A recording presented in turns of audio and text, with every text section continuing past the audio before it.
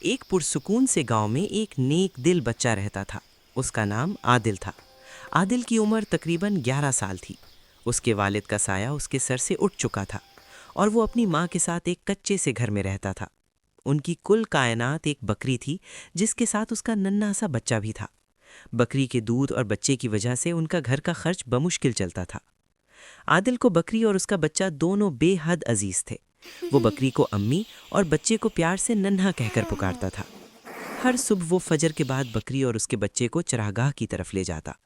راستے میں وہ آہستہ آہستہ درود شریف اور چھوٹی سورتیں پڑھتا۔ ننھا بچہ کبھی اچھل کر آگے نکل جاتا اور کبھی عادل کے پیچھے پیچھے چلتا، جیسے اس کی باتیں سمجھ رہا ہو۔ ایک دن اچانک آسمان پر بادل چھا گئے اور پھر سخت گرمی کے بعد تیز دھوپ نکل آئی۔ چراگاہ میں گھاس سوکھنے لگی اور پانی بھی کم ہو گیا۔ عادل کو خود بہت پیاس لگی، مگر اس نے پہلے بکری اور اس کے بچے کو کنویں سے پانی پلایا۔ جب ننھے بچے نے پانی پی کر میں کی آواز نکالی تو عادل کے چہرے پر مسکراہٹ آ گئی۔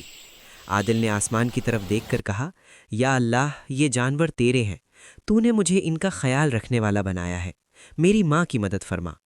اسی لمحے ایک راستے سے ایک مسافر گزرا۔ اس نے دیکھا کہ ایک کم عمر بچہ جانوروں کے ساتھ کتنی محبت اور ذمہ داری سے پیش آ رہا ہے۔ اس نے عادل سے پوچھا، بیٹا، اتنی گرمی میں تم خود پانی نہیں پیتے؟ عادل نے ادب سے جواب دیا، چچا، پہلے ان کو پلانا میرا فرض ہے، میں بعد میں پی لوں گا۔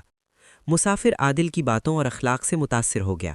اس نے عادل کی ماں سے ملاقات کی، ان کے حالات سنے اور مدد کا وعدہ کیا۔ اس نے بکری اور اس کے بچے کے لیے چارہ خرید کر دیا اور عادل کی پڑھائی کے لیے بھی سہارا بن گیا۔